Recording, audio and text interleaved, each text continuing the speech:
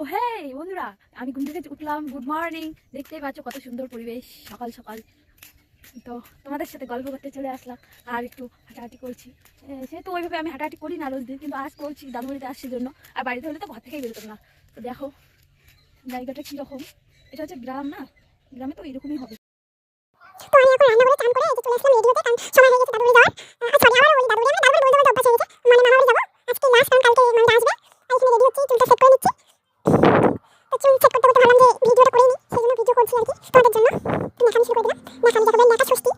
আমি তো মজা করছিলাম আর কি, একটু ঢং মারছিলাম, ঢং ঢং ঢং বোঝো না, নাটক করি না। তো রেডি হয়ে মা আসলো পাশে। তা মাকে বলছি এটা আমার মা, মানে তোমাদেরকে বলছি। তারপর মাকে বললাম মা একটু হাসো। মা এমন হাসি দিল, আমার হাসি থামাতে পারলাম না আর কি। তো মা বলছে আমার দাঁত তো ফাঁকা, এই যে আর কি বলছে। তারপরে যে বাইরে যাচ্ছি, বাইরে গিয়ে তোমাদের একটা জিনিস দেখাবো, খুব সুন্দর জিনিস। মানে আমাদের একটা মানে গাছে আর কি ফুল, অনেকগুলো ফুল ফুটছে। তো এটাকে কি ফুল বলে জানি না, কিন্তু খুব সুন্দর দেখতে হয়েছে, এটাই বলছি। আর আমি সুগন্ধ নিচ্ছি আর কি।